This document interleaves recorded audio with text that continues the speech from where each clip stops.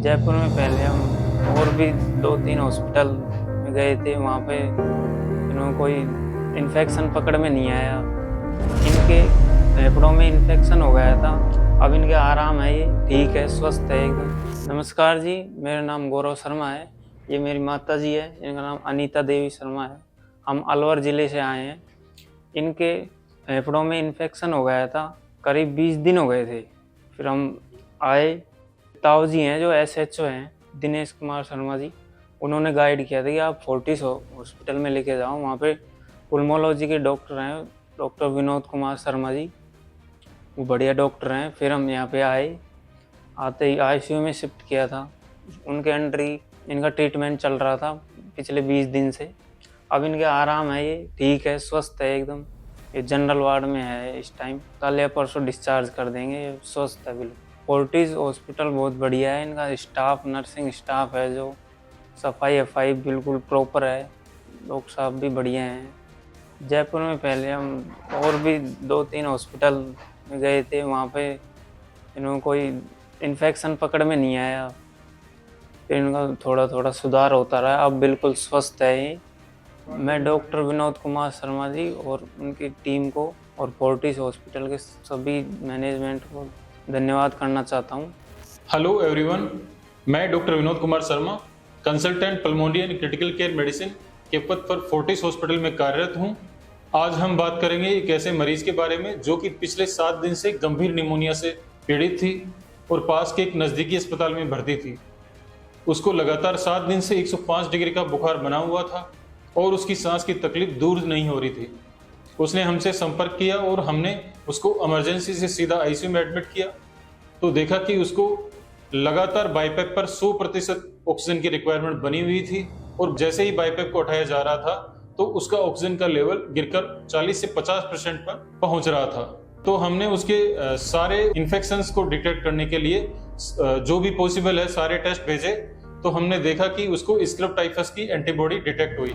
Scrub typhus एक severe infectious disease है जो कि एक रिकेट्सियल बैक्टीरिया ओरिएंसिया सुसुगामुसी के द्वारा होती है और यह बैक्टीरिया एक ट्रोमिकुलेट माइट के लार्वा के काटने से फैलता है जिसे कि चीगर बाइट कहा जाता है।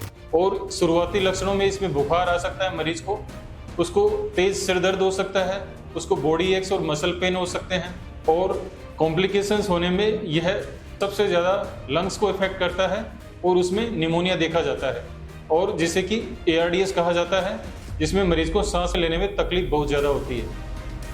ARDS के अलावा यह मरीज में ब्रेन में भी असर डालता है जिसे कि एन्सेफेलाइटिस बोलते हैं, हार्ट पर असर डालता है जिसे मायोकार्डिटिस कहते हैं और उसके अलावा यह किडनी पर भी असर डाल सकता है। तो हमारे पास में जो ये मरीज आई थी वो एक तरीके से स्क्रब टाइफस से पीड़ित थी और ARDS इसका एक मुख्य सिम्टम था। उसके अलावा उसको एन्सेफेलाइटिस था और उसके अलावा उसको उसकी किडनीज भी इन्वॉल्व हो रही थी। हमने तुरंत उसका स्क्रब टाइफस का ट्रीटमेंट शुरू किया।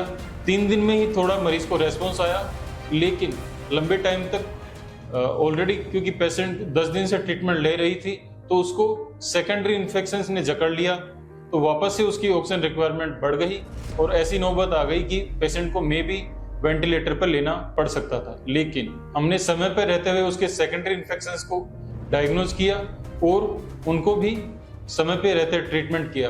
धीरे धीरे 10 दिन के ट्रीटमेंट के बाद में मरीज को सुधार आने लगा और उसका ऑक्सीजन का रिक्वायरमेंट धीरे धीरे कम हुआ। उसको हाई फ्लो ऑक्सीजन सपोर्ट पे रखा गया, फिर लो फ्लो ऑक्सीजन सपोर्ट पे रखा गया और फिर ऑक्सीजन का ट्रीटमेंट ऑफ होने के बाद में उसको वार्ड में शिफ्ट कर दिया गया। तो टोटल उसको 3 सप्ताह के ट्रीटमेंट के बाद में उसको बिना ऑक्सीजन के रूम एयर पे डिस्चार्ज किया गया। यह एक तरीके से हमारे लिए एक बड़ी उपलब्धि है। इस तरह के गंभीर इन्फेक्शन और सीवियर ARDS के पेशेंट को हम पूरी तरह ट्रीट कर पाए, जिसके कि शुरुआती एक्सरे में दोनों एक्सरे पूरी तरह सफ़ेद थे और दोनों लंग्स 100% निमोनिया से इन्वॉल्व थे। ये एक तरीके से यह हमारे ऊपर ईश्वर की कृपा थी कि इस मरीज को इतने सीवियर इन्फेक्शन से हम बचा पाए। मैं मरीज को और उनके परिजनों को दोनों को धन्यवाद देना चाहता हूँ कि उन्होंने हमारे में एक विश्वास बनाए रखा, क्योंकि आमतौर पे यह होता है कि 7 दिन के ट्रीटमेंट के बाद में अगर मरीज को आराम नहीं होता है तो मरीज या तो फिर किसी दूसरे डॉक्टर के पास जाना चाहते हैं या फिर डॉक्टर के प्रति उसका विश्वास कम होने लगता है। तो मरीज के परिजनों ने पूरी तरह से हमें विश्वास रखा और अंततः हम मरीज को एक तरीके से उसके जोखिम में गई हुई जान को हम बचा पाए। Indian Society of Critical Care Medicine हर साल अगस्त के महीने में सेकंड मंडे को वर्ल्ड ARDS डे के रूप में मनाती है। ARDS एक तरीके से लंग्स का एक इन्फ्लेमेटरी स्टेट है जिसमें कि लंग्स में प्रोटीन रिच फ्लूइड भर जाता है, जिससे जो हम इन्वायरमेंट से जो ऑक्सीजन लेते हैं उसको ब्लड में ट्रांसफर करने में दिक्कत आती है और गैस एक्सचेंज एब्नॉर्मलिटीज होने लगती है। शरीर में ऑक्सीजन का लेवल कम होने लगता है और कार्बन डाइऑक्साइड का लेवल बढ़ने लगता है। तो ARDS एक तरीके से एक लंग्स में होने वाली एक सीवियर बीमारी है जिसके कई कारण हो सकते हैं। निमोनिया हो सकता है, स्टमक का एसिड है उसकी वजह से, केमिकल निमोनाइटिस की वजह से हो सकता है, पानी में डूब जाने की वजह से हो सकता है। उसके अलावा इनडायरेक्ट कारणों की बात करूँ तो पैनक्रेटाइटिस में भी शरीर में जो केमिकल्स रिलीज होते हैं उनसे ARDS हो सकता है। उसके अलावा पॉलीट्रोमा के पेशेंट्स में ARDS हो सकता है। उसके अलावा खून में होने वाले सीवियर सेप्सिस जो कि एक गंभीर संक्रमण होता है उसमें भी पेशेंट को ARDS होता है। अगर मरीज को सांस लेने में बहुत ज़्यादा दिक्कत हो इन्फेक्शन होने के बाद में तो ARDS हो सकता है। इसको नज़रअंदाज ना करें, समय पे रहते हुए इसका डायग्नोसिस करवाएं। शुरुआती ट्रीटमेंट में मरीज को लो फ्लो ऑक्सीजन पे रखा जाता है। अगर उस पर भी मरीज ऑक्सीजन मेंटेन नहीं कर पाता तो उसको हाई फ्लो ऑक्सीजन पे रखा जाता है, बाईपेप पे रखा जाता है उसको। अगर बाईपेप और हाई फ्लो ऑक्सीजन पे भी मरीज ऑक्सीजन का लेवल मेंटेन नहीं कर पाता है तो उसको फिर वेंटिलेटर पर लिया जाता है।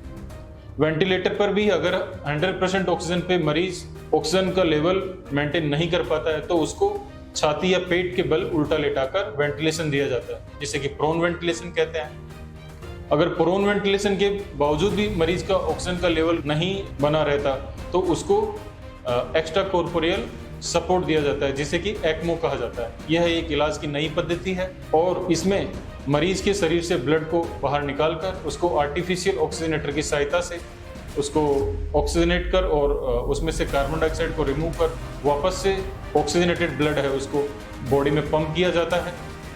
तो एक तरीके से यह जो ECMO है एक इलाज की नई पद्धति है जिसमें यह लंग्स को और हार्ट को एक तरीके से रेस्ट देने का काम करती है, जो कि ट्रीटमेंट के दौरान रिकवर हो रहे होते हैं। हमारे फोर्टिस हॉस्पिटल में ARDS के मैनेजमेंट के लिए हर तरह की सुविधा उपलब्ध है, इंक्लूडिंग ECMO।